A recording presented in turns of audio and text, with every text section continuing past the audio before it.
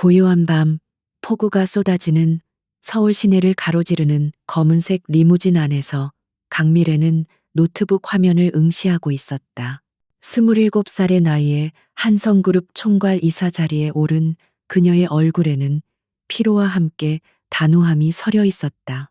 이사회에서 아버지 강 회장을 향한 한태석 부회장의 노골적인 도전을 막아내느라 온 힘을 쏟았기 때문이었다. 차창 밖으로 번개가 섬광처럼 번쩍일 때마다 거대한 한성 빌딩의 실루엣이 스치듯 드러났다. 그녀는 한숨을 내쉬며 고개를 뒤로 기댔다. 아버지와 어머니가 이 차에 함께 타고 계셨더라면 얼마나 좋았을까 하는 생각이 스쳐 지나갔다.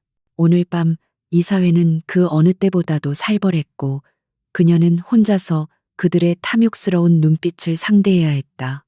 갑자기 차가 크게 흔들리며 미끄러졌다. 운전기사의 다급한 외침이 들려오고 시야가 순식간에 혼란에 빠졌다. 굉음과 함께 차는 도로, 옆 난간을 뚫고 칠흑 같은 어둠 속으로 곤두박질 쳤다. 강미래는 충격으로 정신을 잃었다가 비명소리와 함께 정신을 차렸다. 차량은 이미 형체를 알아볼 수 없을 정도로 찌그러져 있었고 피냄새가 진동했다. 운전석과 조수석에 앉아있던 부모님의 형체는 처참하게 뒤틀려 있었다. 그녀의 비명은 빗소리와 충격음 속에 묻혔다. 믿을 수 없는 현실 앞에서 그녀는 그저 공포와 혼란에 휩싸인 채 눈을 깜빡였다.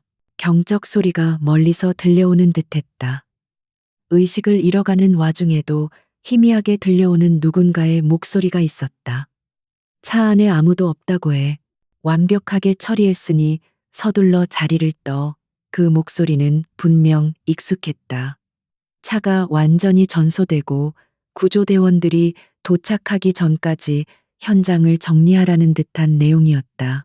미처 상황을 파악하기도 전에 그녀는 모든 감각이 사라지는 것을 느꼈다. 어둠 속으로 빠져들면서도 그녀의 뇌리에는 단 한 사람의 얼굴이 스쳐 지나갔다. 한태석, 한성그룹의 부회장이자 아버지의 오른팔이었던 인물. 미래는 자신이 살아남았다는 사실을 믿을 수 없었다. 정신을 차려보니 그녀는 작은 폐가 안에서 혼자 깨어 있었다. 며칠이 지난 것인지도 알 수 없었다. 몸은 온통 붕대로 감겨 있었고 얼굴은 심하게 손상되어 있었다. 그녀를 구해준 사람에 대한 기억은 없었다. 그녀는 극심한 혼란과 함께 자신의 부모님이 돌아가셨다는 사실을 천천히 깨달았다. 세상이 온통 회색빛으로 변해버린 듯했다. 그녀의 내면은 절망과 분노로 뒤덮였다. 이 모든 것이 한태석의 계략이라는 사실을 깨닫자 그녀의 분노는 통제할 수 없을 만큼 커져갔다. 죽은 줄로만 알았던 그녀가 살아있다는 것을 한태석에게 알릴 수는 없었다. 그녀는 철저히 자신을 숨겨야만 했다. 낡은 거울에 비친 자신의 끔찍한 모습을 보며 그녀는 새로운 결심을 굳혔다. 더 이상 한성그룹의 강미래는 존재하지 않았다. 그녀는 오직 복수를 위해 다시 태어난다는 생각으로 폐허 속에서 홀로 고통스러운 나날을 보냈다. 그녀의 마음 속에는 한태석을 향한 증오와 부모님을 잃은 슬픔이 뒤섞여 타오르고 있었다. 이 감정들은 그녀를 단단하게 만들고 복수라는 유일한 목표를 향해 나아가게 하는 원동력이 되었다. 강미래는 자신의 정체를 철저히 숨긴 채 복수를 계획했다. 그녀는 먼저 한성그룹의 재정 상태와 한태석의 움직임을 비밀리에 조사하기 시작했다. 그리고 그녀를 구해준 정체불명의 인물에 대한 실마리를 찾으려 노력했다. 조사를 진행하면서 그녀는 한태석이 단순한 사고로 위장하기 위해 수많은 증거를 조작하고 심지어 일부 증인을 매수했다는 사실을 알게 되었다. 그의 계획은 완벽에 가까워 보였고 그녀는 그 사실에 더욱더 좌절감을 느꼈다. 그러나 좌절은 그녀의 의지를 꺾지 못했다. 오히려 더욱더 치밀하고 교활한 복수를 다짐하게 만들었다. 폐허 속에서 그녀는 끊임없이 한태석의 몰락을 상상했다. 법의 심판은 그에게 아무런 의미가 없었다. 그는 이미 자신의 손에 수많은 피를 묻혔고 강미래는 자신의 죽음을 위장한 채 유럽의 낯선 땅으로 숨어들었다. 그녀는 복수를 위해 모든 것을 포기했고 이제 그녀의 삶은 오직 한태석을 무너뜨린다는 하나의 목표로 재편되었다. 그녀가 찾아간 곳은 전 세계에서 가장 뛰어난 인재들을 양성하는 것으로 알려진 비밀스러운 시설이었다. 그곳에서 그녀는 새로운 삶을 시작했고 그 과정은 마치 지옥과도 같았다.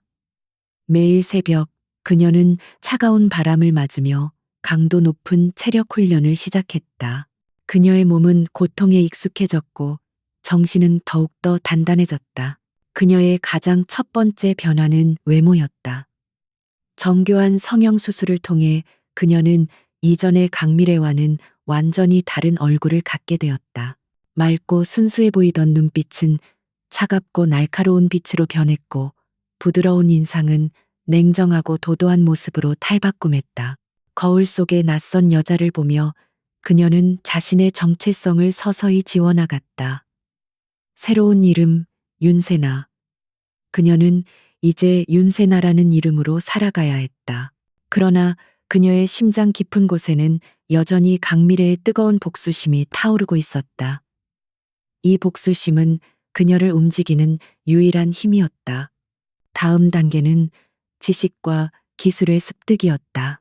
그녀는 세계 최고의 전문가들로부터 재무, 국제법, 심리학, 정보 분석 등 복수에 필요한 모든 분야의 지식을 전수받았다. 그녀의 목표는 단순히 한성그룹을 되찾는 것이 아니었다. 한태석이 쌓아 올린 모든 것을 파괴하고 그를 가장 비참한 방식으로 몰락시키는 것이었다. 이를 위해 그녀는 한태석의 모든 움직임을 예측하고 그의 약점을 찾아내기 위해 끊임없이 연구했다. 그녀는 그가 가진 권력의 근간을 파헤치고 그가 저지른 모든 죄악을 증명할 방법을 강구했다. 윤세나는 비즈니스 세계의 잔인한 현실을 직접 체험하며 자신만의 금융 제국을 구축하기 시작했다. 그녀는 작은 스타트업에 투자하여 거대한 성공을 거두었고 그 수익을 바탕으로 피닉스라는 이름의 투자 회사를 설립했다. 피닉스는 짧은 시간 안에 세계적인 명성을 얻었고 그녀는 이제 막강한 자본과 영향력을 가진 인물이 되었다. 이 모든 과정은 철저히 비밀리에 진행되었고 세상 사람들은 피닉스의 총수가 젊고 유능한 아시아 여성이라는 사실만 어렴풋이 짐작할 뿐이었다.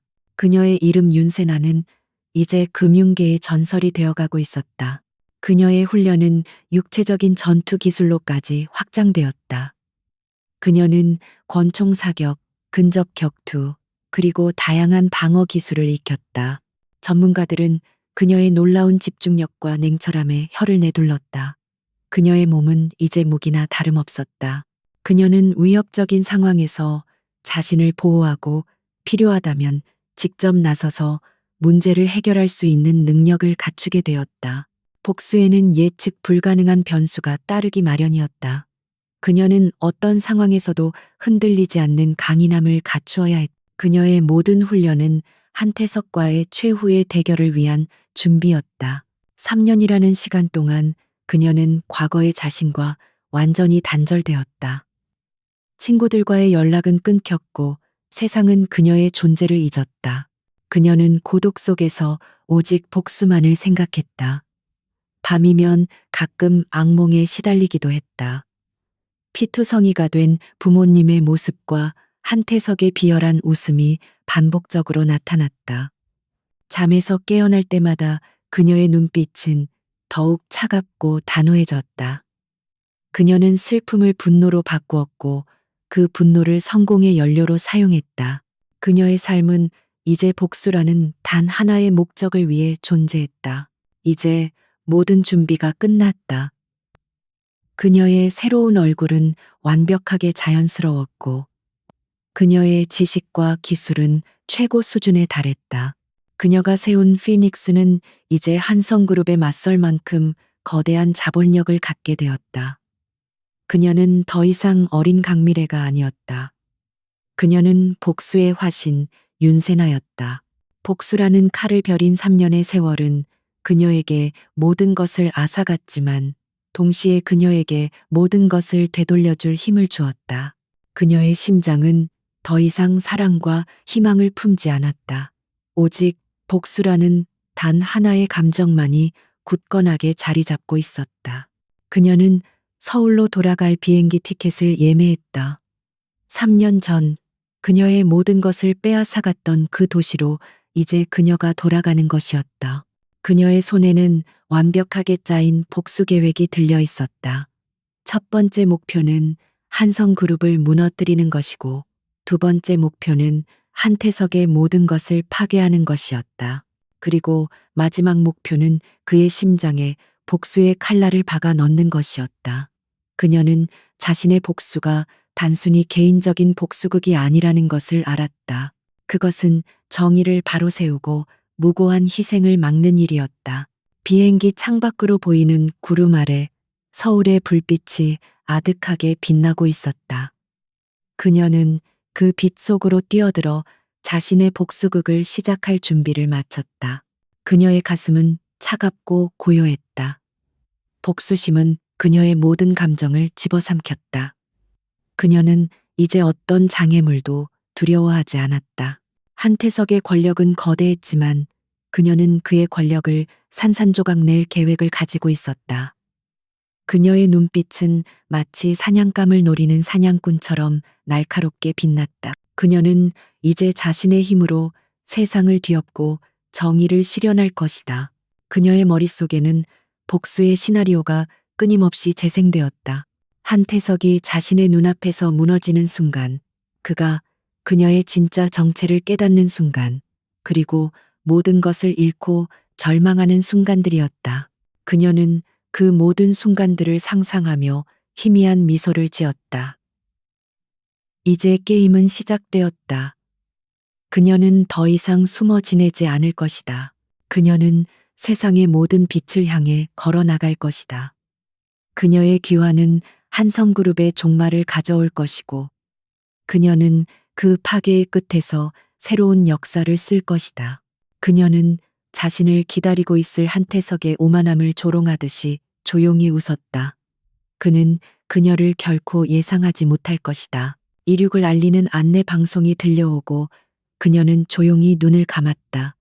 눈을 뜬 순간 그녀는 더 이상 강미래가 아닌 윤세나로서의 삶을 살게 될 것이다.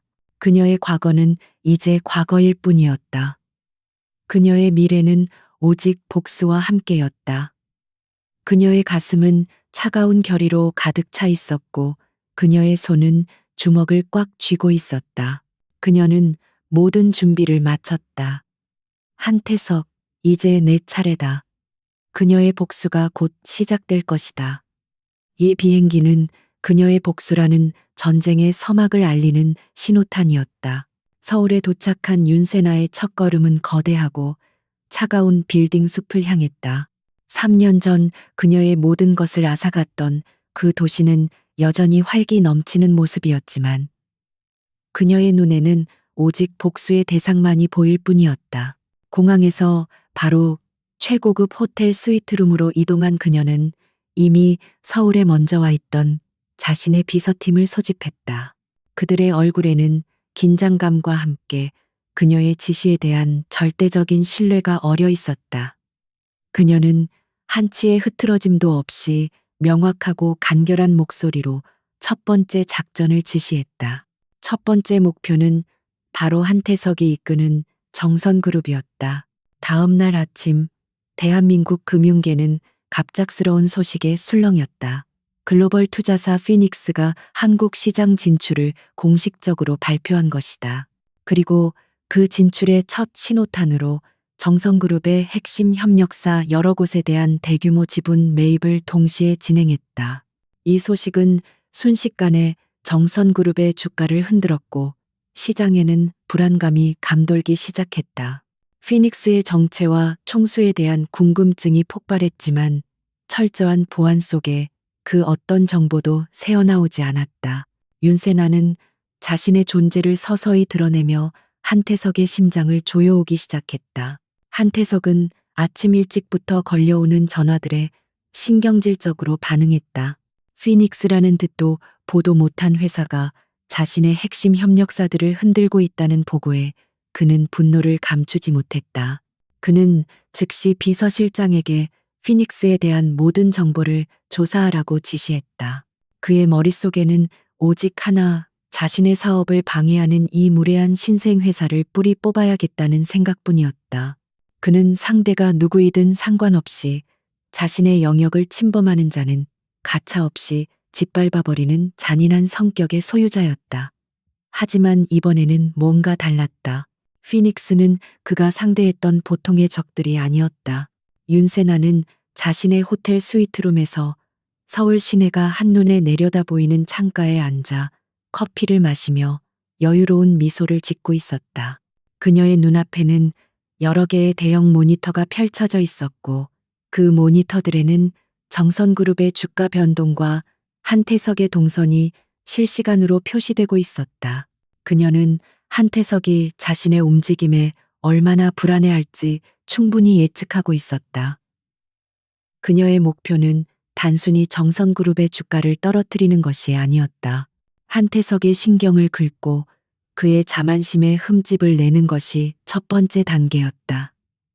그의 성격상 그는 반드시 직접 나서서 문제를 해결하려 할 터였다. 예상대로 한태석은 피닉스와의 접촉을 시도했다. 그는 자신만의 방식으로 상대를 압박하려 했지만 윤세나는 그의 모든 시도를 가볍게 흘려보냈다. 그녀는 어떤 회유나 협박에도 흔들리지 않았다. 그녀는 오직 한태석과의 정식적인 만남만을 요구했다. 그는 자신의 자존심이 상했지만 자신의 사업을 보호하기 위해 어쩔 수 없이 그녀의 제안을 받아들였다. 한태석은 이 젊은 여자가 얼마나 대단한 인물인지 가늠할 수 없었다.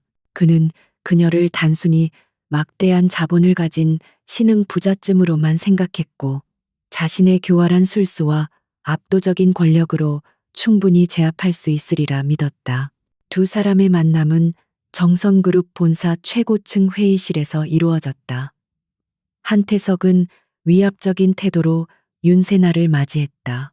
그의 얼굴에는 거만함과 함께 약간의 경계심이 엿보였다. 그는 그녀의 얼굴을 훑어보며 마치 자신이 사냥감을 평가하는 듯한 눈빛을 보냈다. 하지만 윤세나는 그의 시선에 전혀 동요하지 않았다. 그녀는 냉철한 시선으로 그를 마주보며 3년 전 그날 밤의 기억을 떠올렸다. 그녀의 심장은 차갑게 식어 있었지만 내면의 분노는 뜨겁게 타오르고 있었다. 그녀는 이제 이 남자의 모든 것을 송두리째 뽑아버릴 준비가 되어 있었다. 한태석은 자신만만한 목소리로 협상의 조건을 제시했다. 그는 피닉스가 매입한 지분을 제값에 되사고 앞으로 정선그룹 사업에 관여하지 않을 것을 요구했다. 그의 말투에는 명령조가 섞여 있었고 상대를 하찮게 여기는 오만함이 그대로 드러났다. 윤세나는 그의 말을 조용히 듣고 있다가 차가운 미소를 지으며 입을 열었다. 그녀의 목소리는 낮고 침착했지만 그 속에는 한치의 흔들림도 없었다. 부회장님, 저는 지분을 팔 생각이 전혀 없습니다. 오히려 앞으로 정선그룹에 더 많은 지분을 확보할 계획입니다. 제가 원하는 것은 협상이 아닙니다. 정선그룹과의 합병을 제안합니다. 한태석의 얼굴에서 오만함이 사라지고 놀라움과 함께 분노가 번져갔다. 그는 이 젊은 여자의 터무니없는 제안에 어이가 없었다. 합병이라고? 당신이 누군데 감히 정선그룹에 그런 제안을 해? 그의 목소리가 한층 높아졌다. 윤세나는 눈 하나 깜빡하지 않고 그의 분노를 응시했다. 저는 윤세나입니다. 그리고 피닉스는 이미 정선그룹의 주요 주주들을 설득하고 있습니다. 부회장님께서 순순히 제안을 받아들이지 않으시면 저희는 시장에서 직접 경쟁하여 정선그룹을 무너뜨릴 것입니다. 부회장님의 지난 3년간의 노력이 한순간에 물거품이 될 수 있습니다. 그녀의 말은 단순한 협박이 아니었다. 그것은 현실적인 위협이었다. 한태석은 그녀의 눈빛에서 강한 확신과 자신감을 읽었다. 그는 이 젊은 여성이 단순한 돈벌레가 아니라는 것을 직감했다. 그녀는 그에게서 무언가를 빼앗으려 하고 있었다. 그것이 무엇인지 알 수 없었지만 그는 그녀의 눈빛 속에서 싸늘한 저기를 느꼈다. 한태석은 분노로 이성을 잃을 뻔했지만 겨우 감정을 억누르고 냉정을 되찾았다. 좋아, 합병을 논하기 전에 한 가지 제안을 하죠. 우리가 공동으로 진행할 수 있는 프로젝트를 하나 맡겠습니다. 당신의 진짜 실력을 증명해 보십시오. 윤세나는 그의 제안을 예상했다는 듯 미소를 지었다. 좋습니다, 부회장님. 흥미로운 제안이네요. 그녀는 회의실을 나섰다. 그녀의 뒷모습은 당당하고 흔들림이 없었다. 한태석은 그녀의 뒷모습을 노려보며 분노로 이를 갈았다. 윤세나, 반드시 당신을 파멸시킬 것이다. 하지만 그는 알지 못했다. 파멸은 이미 시작되었고 그 파멸의 시작은 바로 3년 전 그날 밤. 그가 저지른 끔찍한 범죄로부터 시작되었다는 것을 윤세나는 이제 그의 모든 것을 무너뜨릴 완벽한 계획을 실행에 옮기기 시작했다. 윤세나와 한태석의 만남 이후 정선그룹은 피닉스가 제안한 공동 프로젝트에 대한 세부 사항을 논의하기 위해 실무팀을 보냈다. 윤세나는 그들을 직접 상대하지 않고 자신의 최측근인 이한월 이사에게 모든 것을 위임했다. 이한월은 그녀가 유럽에서 직접 발굴하고 키운 인재로 뛰어난 분석력과 냉철한 판단력을 갖춘 인물이었다.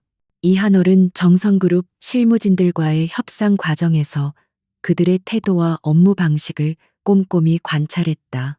그는 단순히 프로젝트의 성공 가능성만을 논하는 것이 아니라 그들의 모든 언행과 표정에서 한태석의 그림자를 읽어내려고 노력했다. 윤세나는 호텔 스위트룸에 설치된 비밀 회선으로 이한월의 모든 보고를 실시간으로 받고 있었다. 이한월이 전하는 보고는 단순한 협상 내용이 아니었다. 정선그룹 실무진들이 사용하는 은어, 그들이 무심코 흘리는 대화의 단편들, 그리고 프로젝트와 관련하여 언급되는 외부 인사들의 이름까지 모든 것이 철저히 분석되고 있었다. 윤세나는 그 데이터들을 조합하며 한태석이 구축한 거대한 비리, 네트워크의 윤곽을 그려나갔다. 그녀의 눈에는 한태석과 관련된 모든 인물들이 거미줄처럼 연결되어 있는 것이 보였다. 공동 프로젝트의 핵심은 정선그룹이 추진 중인 신도시 개발 사업이었다.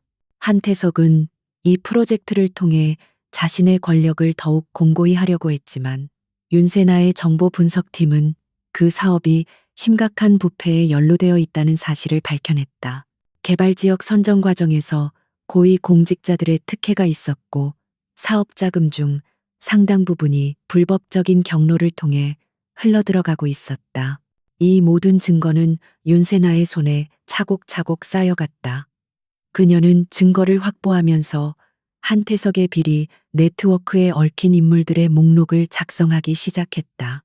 그 목록에는 검찰 고위 간부, 정부 부처의 장관, 그리고 영향력 있는 언론사 사장까지 포함되어 있었다.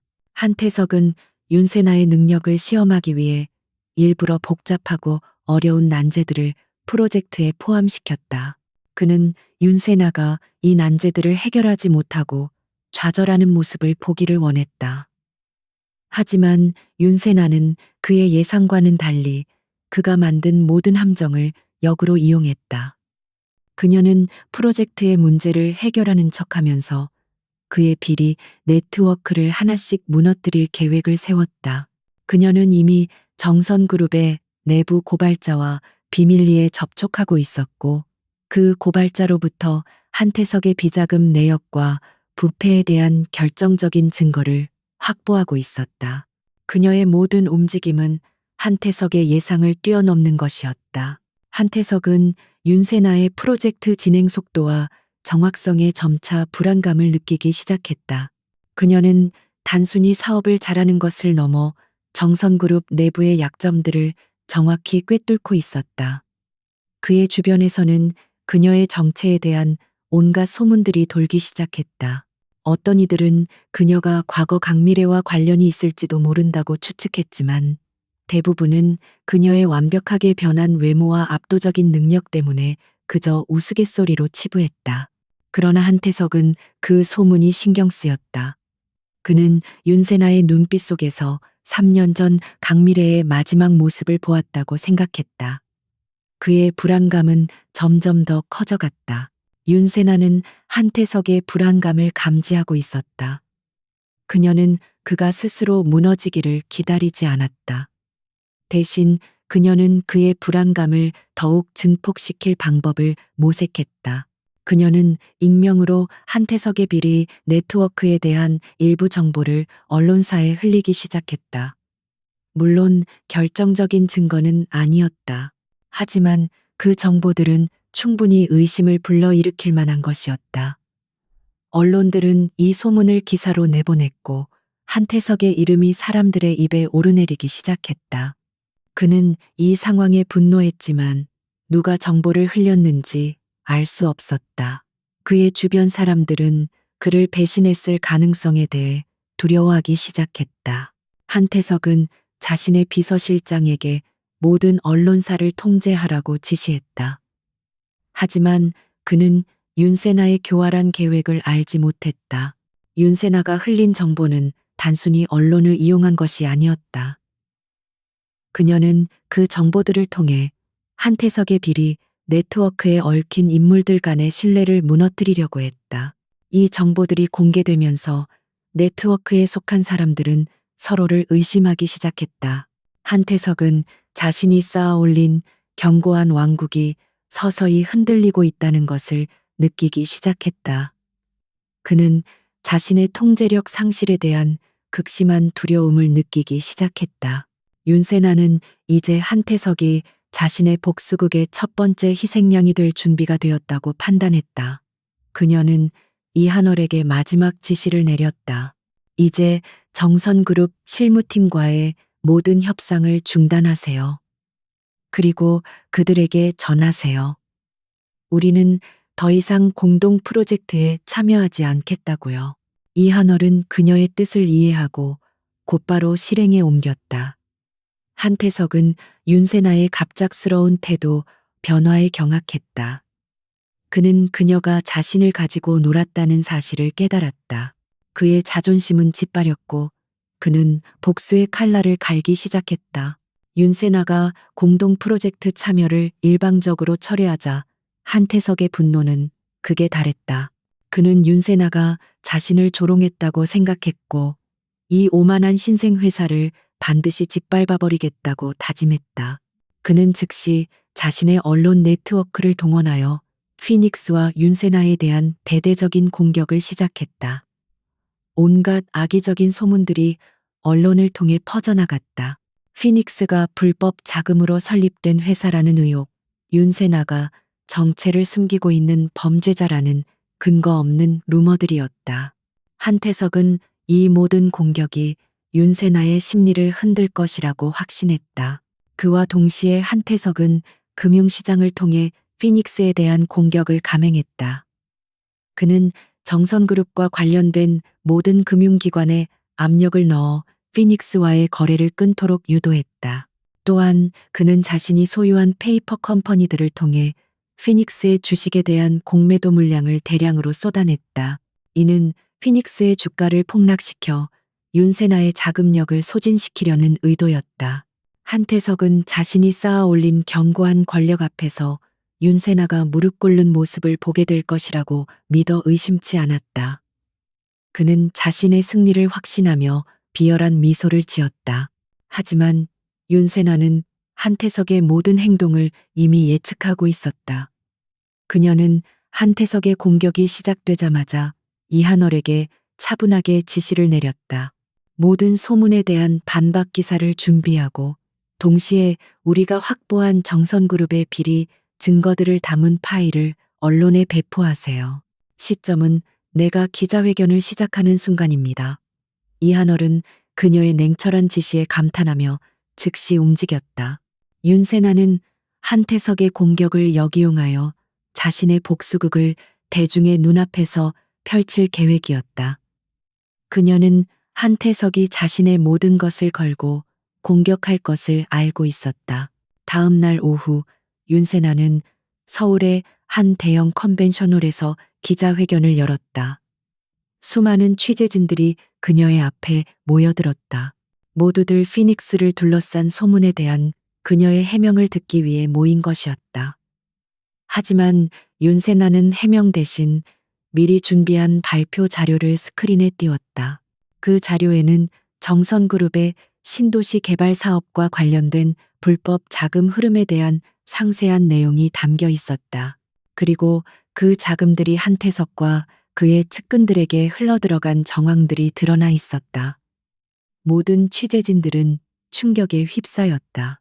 윤세나는 마이크를 잡고 차분하지만 단호한 목소리로 말했다.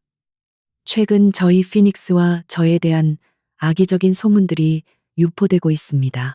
저는 이에 대해 해명할 필요를 느끼지 않습니다. 대신 여러분에게 진실을 보여드리고자 이 자리에 섰습니다. 화면에 보이는 자료들은 정성그룹의 불법적인 자금 세탁과 횡령을 증명하는 증거들입니다. 이 모든 비리는 정선그룹의 현 총수 한태석 부회장의 지시 아래 이루어졌습니다. 저는 이 자료들을 검찰에 제출할 것입니다. 그녀의 발표는 폭탄 선언과도 같았다. 기자회견이 진행되는 동안 이한월은 윤세나의 지시에 따라 언론사에 보도 자료를 배포했다. 그 자료들은 단순한 증거가 아니었다. 그것은 한태석의 비리 네트워크에 대한 구체적인 사실들과 함께 그에게 협력했던 고위 공직자들의 실명이 담겨 있었다. 기자회견이 끝날 무렵 이미 인터넷과 뉴스에는 정선그룹의 비리에 대한 속보가 쏟아져 나오기 시작했다. 한태석은 자신의 사무실에서 이 모든 상황을 실시간으로 지켜보며 믿을 수 없다는 표정을 지었다. 그의 얼굴은 분노와 공포로 일그러졌다. 한태석은 급히 언론사를 통제하려 했지만 이미 상황은 그의 손을 벗어난 뒤였다. 윤세나가 흘린 정보들은 너무나 구체적이고 결정적이어서 언론들은 더 이상 그의 압력에 굴복하지 않았다. 오히려 이 사건을 특종으로 다루기 위해 열을 올렸다. 금융시장에서도 반응이 나타났다. 한태석의 공격으로 잠시 하락했던 피닉스의 주가는 윤세나의 기자회견 이후 급등하기 시작했다. 투자자들은 윤세나의 능력과 대담함에 찬사를 보냈고 정선그룹의 주가는 폭락하기 시작했다. 한태석의 제국에 첫 번째 균열이 생긴 것이었다.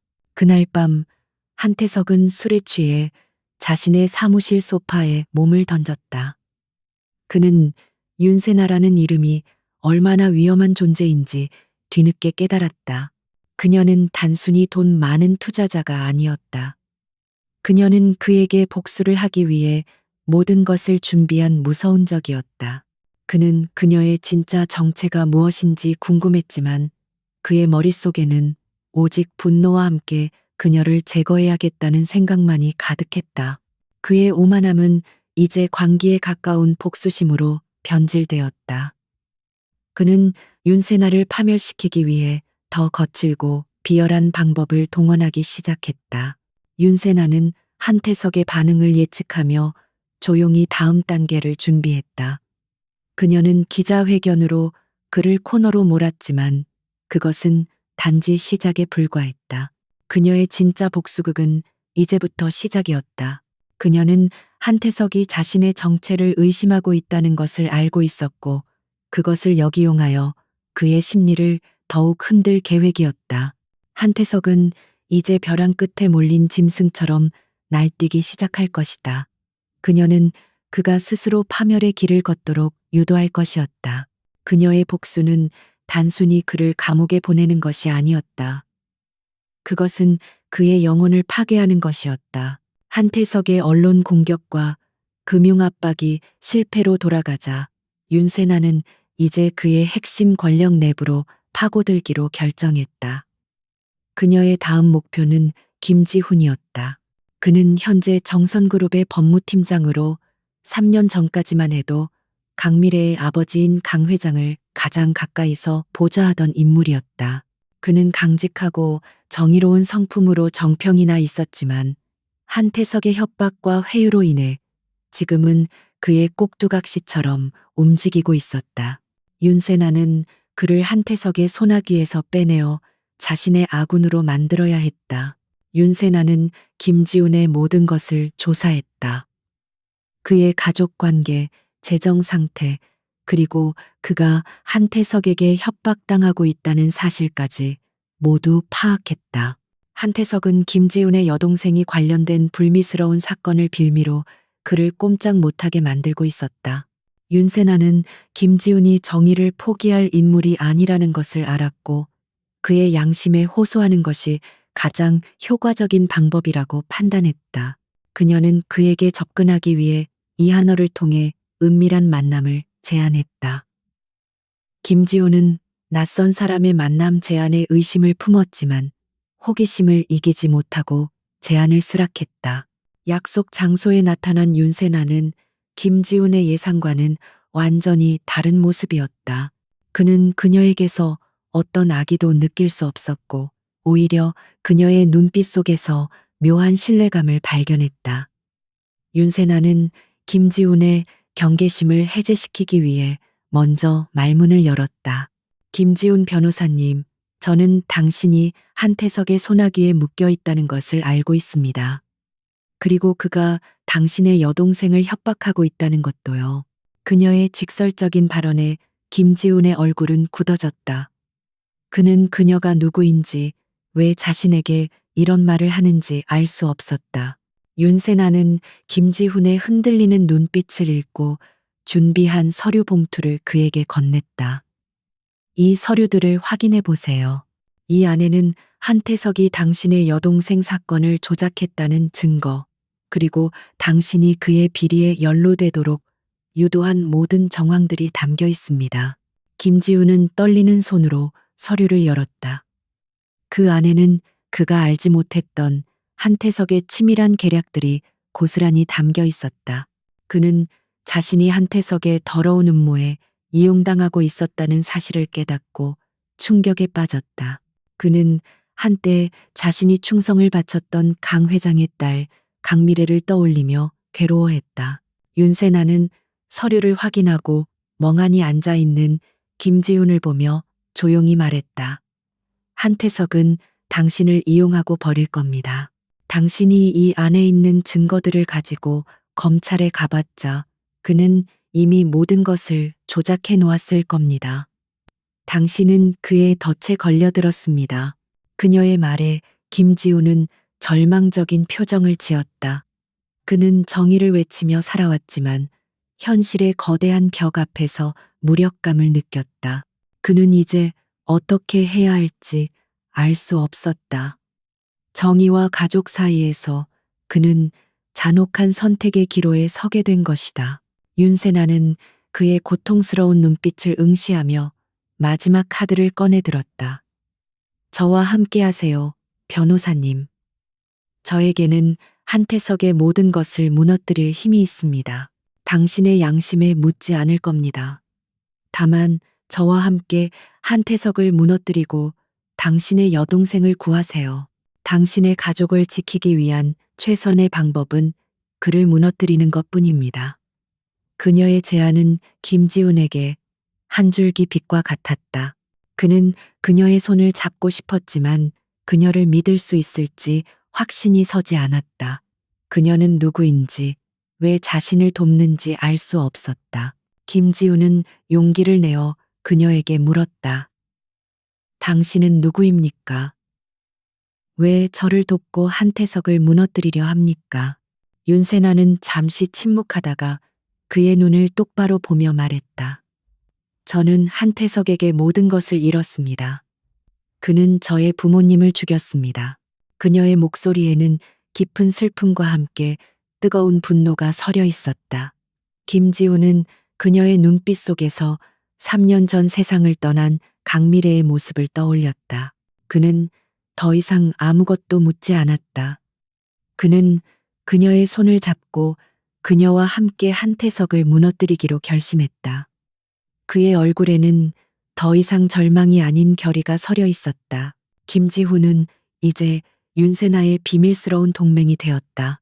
그는 정선그룹 법무팀장이라는 자신의 위치를 이용하여 한태석의 움직임과 계획에 대한 모든 정보를 윤세나에게 전달하기 시작했다. 그는 한태석이 비밀리에 진행하고 있는 비자금 조성 계획과 그가 정치권 인사들과 맺고 있는 은밀한 관계에 대한 결정적인 증거들을 윤세나에게 제공했다. 윤세나는 김지훈이 제공하는 정보들을 바탕으로 한태석의 비리 네트워크를 더욱 구체적으로 파악할 수 있었다. 그녀의 복수 계획은 이제 한층 더 정교해졌다. 한태석은 자신의 가장 충성스러운 부하 중 하나였던 김지훈이 자신을 배신하고 있다는 사실을 꿈에도 상상하지 못했다. 그는 여전히 김지훈을 신뢰했고 그에게 중요한 업무들을 맡겼다. 그의 오만함은 그가 자신의 주변 사람들을 제대로 파악하지 못하게 만들었다. 그는 윤세나를 외부의 적으로만 생각하고 있었고 자신의 내부가 이미 그녀에게 잠식당하고 있다는 것을 전혀 알지 못했다. 그의 몰락은 이미 내부에서부터 시작된 것이었다. 윤세나는 한태석이 자신의 가장 믿는 사람에게서 배신을 당하는 모습을 보게 될 것이라고 확신하며 미소 지었다. 윤세나의 주도하에 정선그룹 임시 주주총회가 소집되었다.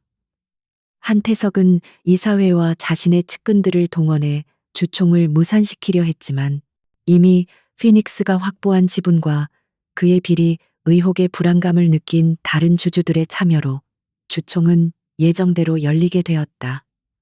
회의장에는 팽팽한 긴장감이 흘렀다. 한태석은 가장 앞자리에 앉아 거만한 표정으로 윤세나를 노려보았다. 그는 자신이 모든 것을 통제하고 있다고 믿었지만 그의 눈빛에는 미세한 불안감이 스며들어 있었다. 그는 윤세나가 무엇을 준비했는지 알 수 없었지만 그 어떤 공격에도 흔들리지 않을 것이라 확신했다. 윤세나는 연단에 올라섰다. 그녀의 표정은 차분하고 목소리는 흔들림이 없었다. 그녀는 준비된 자료를 스크린에 띄우고 발표를 시작했다. 주주 여러분, 저는 오늘 정성그룹의 재정 상태에 대한 심각한 문제를 제기하고자 합니다. 지난 3년간 정선그룹은 수많은 인수합병과 신사업을 추진했지만 그 과정에서 막대한 자금이 불법적인 경로로 유출되었습니다. 그녀의 발표가 시작되자 한태석의 얼굴은 굳어졌다. 그녀의 말은 단순히 의혹 제기가 아니라 구체적인 자금 흐름과 장부 내역을 보여주고 있었다. 이 모든 자료는 김지훈이 제공한 것이었다. 스크린에는 정성그룹의 비자금이 여러 개의 페이퍼 컴퍼니를 통해 해외로 빠져나간 내역이 그래프로 명확하게 표시되었다. 그리고 그 자금들이 한태석 개인의 해외 부동산과 불법 로비에 사용된 증거들이 잇따라 공개되었다. 회의장 곳곳에서 탄성이 터져 나왔다. 주주들은 충격과 함께 분노했다. 한태석은 자리에서 벌떡 일어나며 소리쳤다. 무슨 헛소리야. 저건 전부 조작된 자료다. 윤세나 당신은 사기를 치고 있어. 그의 목소리는 분노로 떨렸고 그의 얼굴은 붉게 달아올랐다. 그의 오만함은 순식간에 사라지고 당황한 모습이 역력했다. 윤세나는 그의 분노에 아랑곳하지 않고 차분하게 발표를 이어갔다. 이 자료들은 모두 검찰에 제출될 것입니다. 그리고 저는 한태석 부회장이 주도한 이 모든 불법 행위들을 증명할 수 있는 증인도 확보했습니다. 그녀의 말에 한태석은 더욱 격분했다. 그는 자신의 통제력이 무너지고 있다는 것을 온몸으로 느꼈다. 그는 급히 자신의 비서에게 전화하여 외부의 도움을 요청했다. 그는 정관계 인사들에게 연락하여 이 상황을 무마시키려 했다. 하지만 이미 그의 비리 의혹이 언론을 통해 퍼져나가고 있었기 때문에 그를 돕겠다는 사람은 아무도 없었다. 그때 회의실 문이 갑자기 열리며 경찰들이 들이닥쳤다. 그들은 윤세나가 공개한 자료에 연루된 한태석의 측근 중 한 명을 현장에서 체포했다. 그의 이름은 박성철이었다.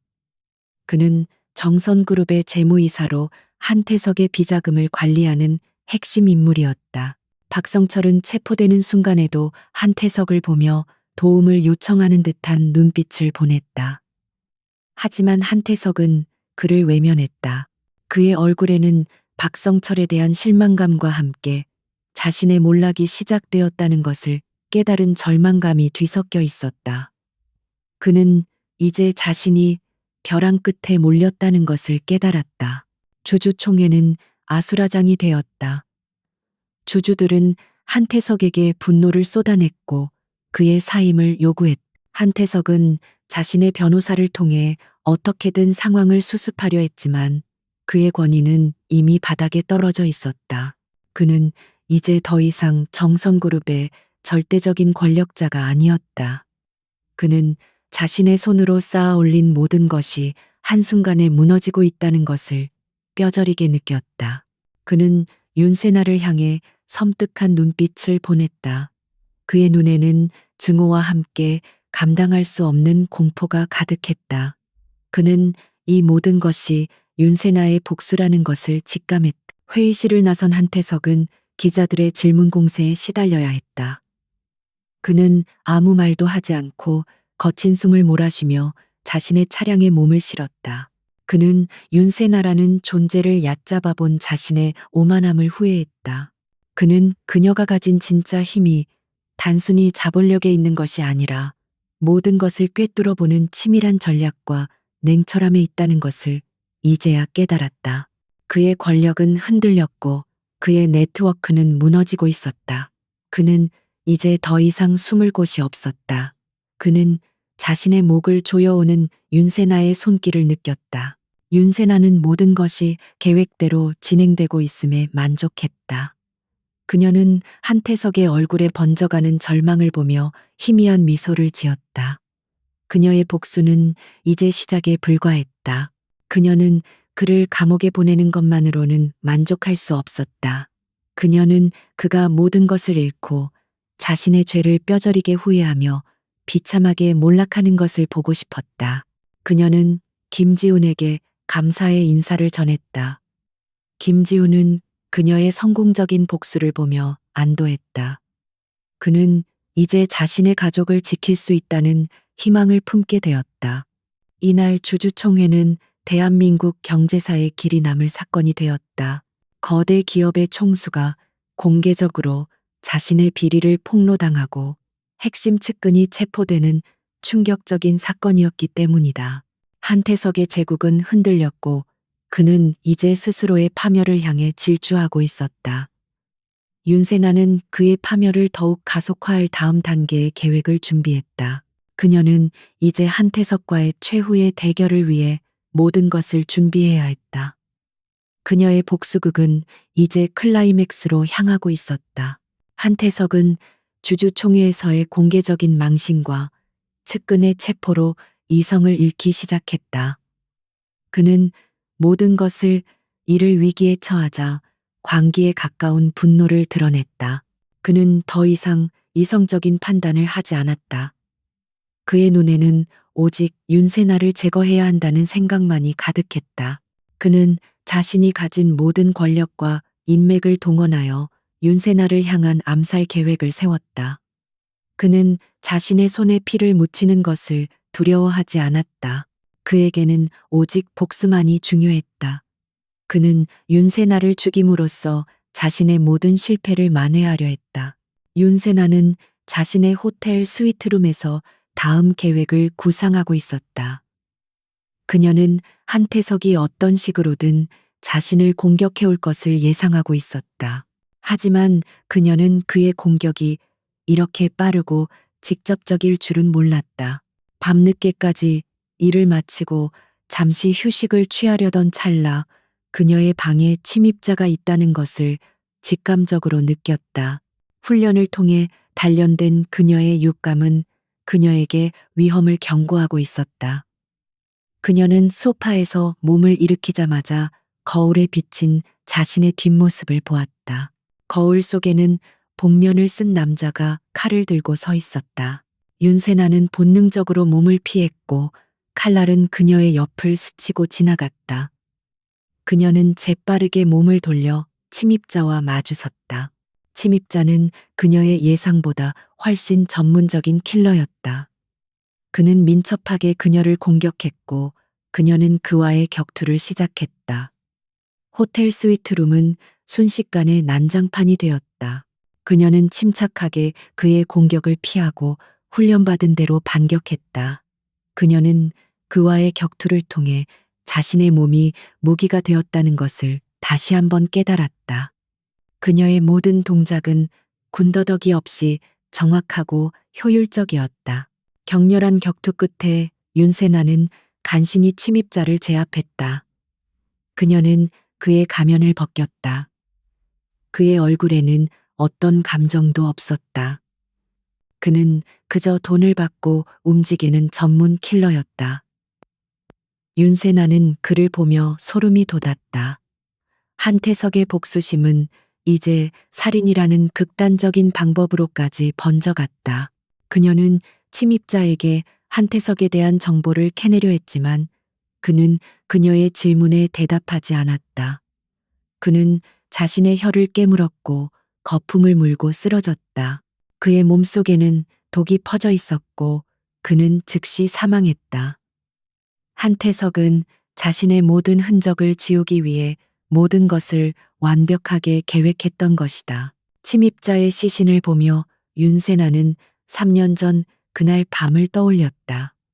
비가 쏟아지던 밤, 그녀의 부모님이 탄 차량이 난간을 뚫고 굴러떨어지던 끔찍한 순간이었다.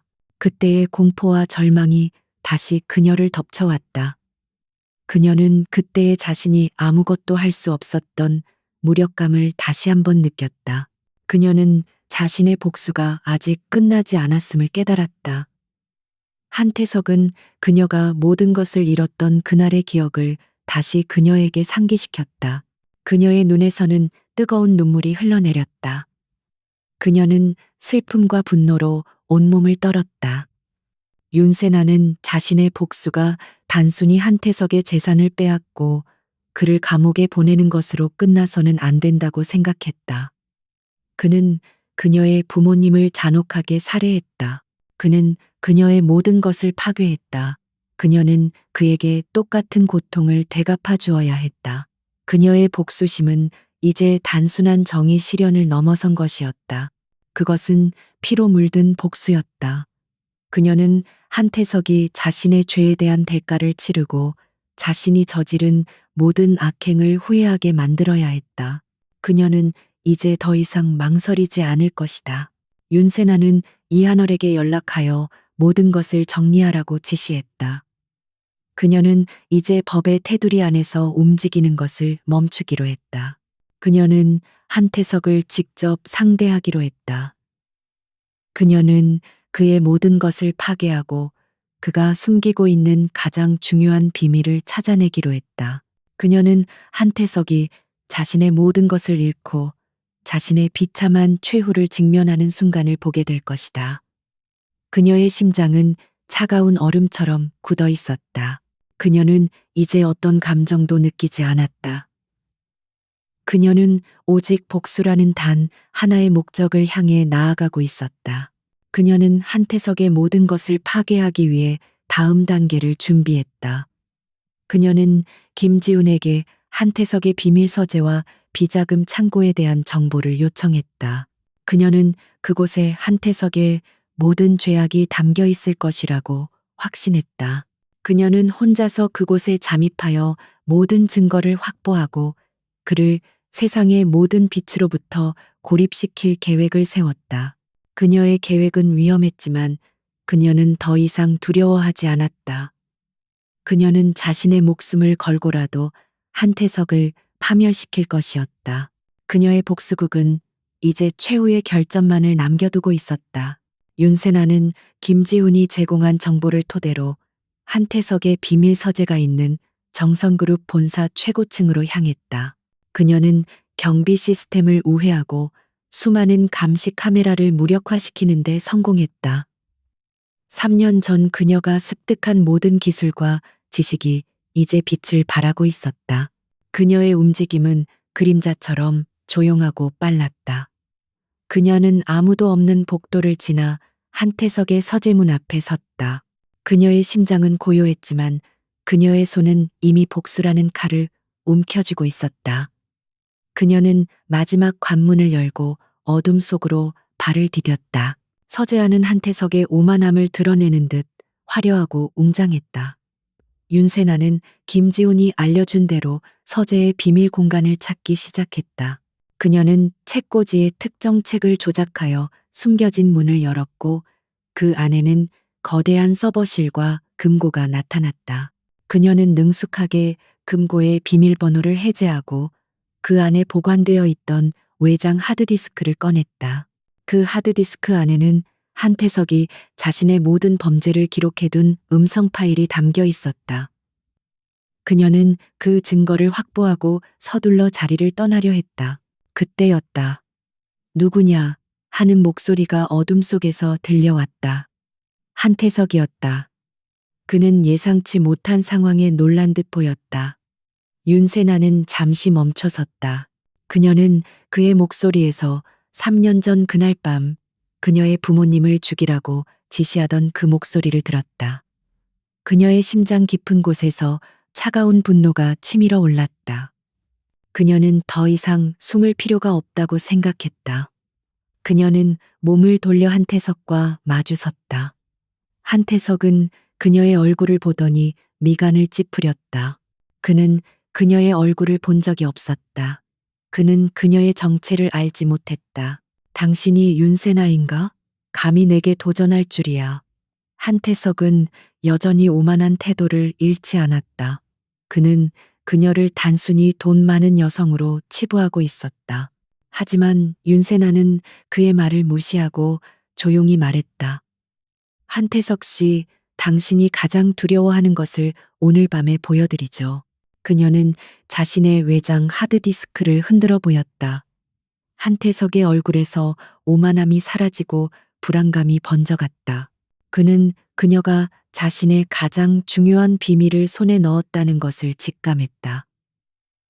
그는 비서에게 전화하여 경비원들을 호출하려 했다. 하지만 윤세나는 그보다 빨랐다.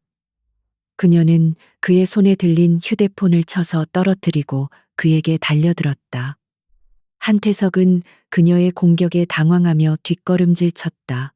그는 그녀의 몸놀림이 보통 여자의 것이 아니라는 것을 깨달았다. 그녀는 훈련받은 대로 그를 제압하려 했지만 한태석 역시 오랜 시간 격투기를 익혔다. 두 사람의 격투는 치열했다. 한태석은 그녀를 향해 분노의 주먹을 날렸고 윤세나는 그의 공격을 막아내며 빈틈을 노렸다. 그녀는 그의 다리를 걸어 넘어뜨리고 그를 바닥에 눕혔다. 한태석은 바닥에 쓰러진 채 그녀를 노려보았다. 도대체 당신은 누구야? 그의 외침에 윤세나는 조용히 말했다. 아직도 모르겠나, 한태석 씨? 그녀는 자신의 얼굴에 붙어 있던 인공 피부 마스크를 벗어 던졌다. 마스크가 벗겨지자 3년 전 그녀의 부모님이 죽던 밤의 모습이 드러났다. 한태석의 눈은 크게 뜨여졌고 그의 얼굴은 공포로 질려버렸다. 그는 그녀의 얼굴을 보며 믿을 수 없다는 표정을 지었다. 강미래? 네가 살아있었다니. 그의 목소리는 경악과 함께 떨렸다. 윤세나는 자신의 진짜 얼굴을 드러낸 채 그를 내려다보았다. 그녀의 눈에서는 차가운 복수심이 타오르고 있었다. 그래, 나야. 네가 죽였다고 생각했던 강미래. 나는 죽지 않았어. 그리고 이제 네가 나의 손에 죽게 될 거야.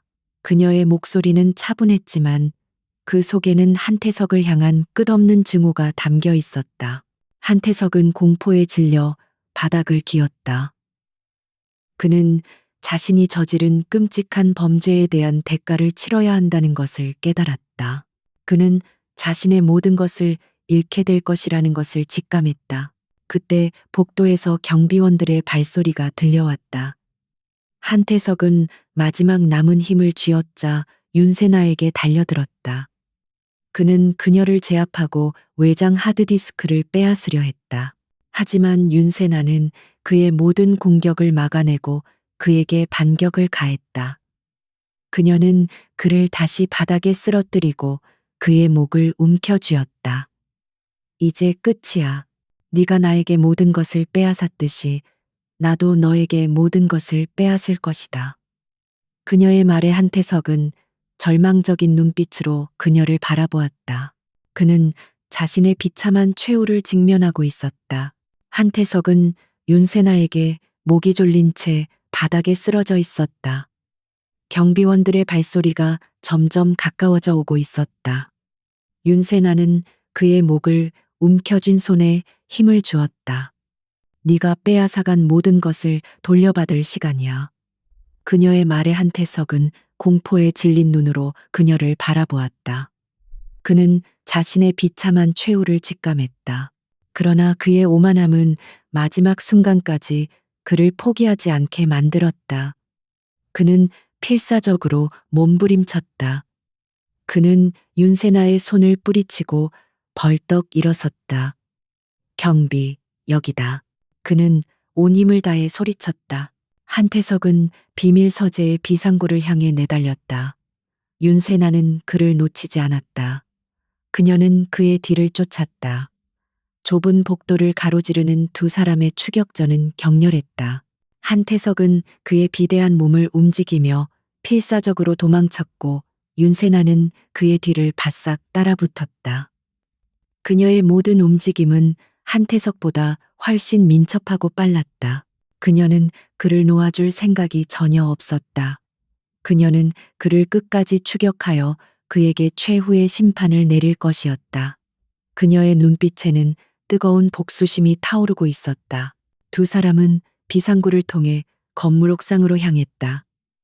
옥상 문을 박차고 나선 한태석은 숨을 헐떡이며 주변을 둘러보았다. 더 이상 도망칠 곳이 없었다. 그는 옥상 난간에 몸을 기대고 윤세나를 돌아보았다. 강미래, 너는 나를 죽일 수 없어. 네가 나를 죽이면 너도 범죄자가 되는 거야. 그의 외침에 윤세나는 싸늘한 미소를 지었다. 그녀는 그에게 천천히 다가갔다. 나는 이미 범죄자야. 네가 내 부모님을 죽인 그날 나는 이미 죽었어. 그녀의 말에 한태석은 공포에 질린 채 뒷걸음질 쳤다. 그의 눈에는 광기가 서려 있었다. 그는 자신의 패배를 인정할 수 없었다. 그는 마지막 남은 힘을 쥐어짜 윤세나에게 달려들었다. 그는 그녀를 옥상 아래로 떨어뜨리려 했다. 하지만 윤세나는 그의 공격을 막아내고 그에게 결정적인 반격을 가했다. 그녀의 주먹이 그의 얼굴에 정확하게 꽂혔다. 한태석은 휘청거리며 난간에 부딪혔다. 그의 몸은 난간을 넘어 옥상 아래로 떨어지기 시작했다. 그는 마지막 순간 윤세나의 차가운 눈빛을 보았다. 그녀는 그의 추락을 바라보며 아무런 감정도 드러내지 않았다. 그의 몸은 땅으로 떨어졌고 모든 것은 끝났다. 한태석의 죽음은 대한민국을 충격에 빠뜨렸다. 검찰은 윤세나가 넘긴 증거들을 바탕으로 그의 비리를 철저히 수사했다. 정선그룹은 해체되었고 그의 비리 네트워크에 얽힌 모든 인물들은 법의 심판을 받게 되었다. 윤세나는 자신의 정체를 공개하지 않았다. 그녀는 조용히 자신의 새로운 삶을 살아가기로 결정했다. 그녀는 더 이상 강미래도 윤세나도 아니었다. 그녀는 자신의 모든 것을 잃고 복수라는 단 하나의 목적을 위해 살아온 한 여자였다. 그녀의 복수는 끝났고 그녀는 이제 모든 것으로부터 자유로워졌다. 윤세나는 자신의 호텔 스위트룸에서 서울의 야경을 바라보았다. 3년 전 그녀의 모든 것을 앗아갔던 그 도시가 이제 그녀의 손에 의해 새로운 질서를 찾아가고 있었다. 그녀의 복수는 성공했다. 그러나 그녀의 마음은 여전히 공허했다. 그녀는 한태석을 무너뜨렸지만 그것이 그녀의 부모님을 되살릴 수는 없었다. 그녀는 자신이 잃어버린 모든 것을 되찾을 수 없다는 것을 깨달았다.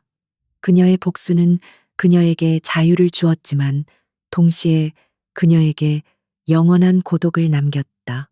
그녀의 눈에서는 뜨거운 눈물이 흘러내렸다.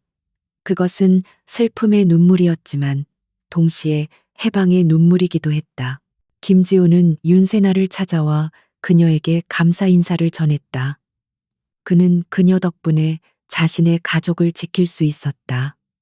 그는 그녀에게 새로운 삶을 살아가라고 조언했다. 윤세나는 그의 조언에 미소를 지었다. 그녀는 자신의 새로운 삶을 시작할 것이었다. 그녀는 복수라는 굴레에서 벗어나 이제 자신을 위한 삶을 살아가야 했다. 그녀는 더 이상 과거에 얽매이지 않을 것이다.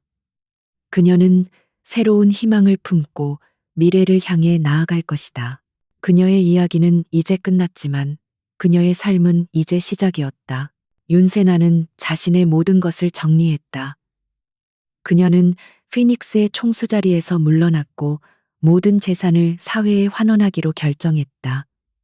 그녀는 자신의 이름으로 새로운 재단을 설립하여 사회적 약자들을 돕기로 했다. 그녀의 모든 행보는 세상에 알려지지 않았다.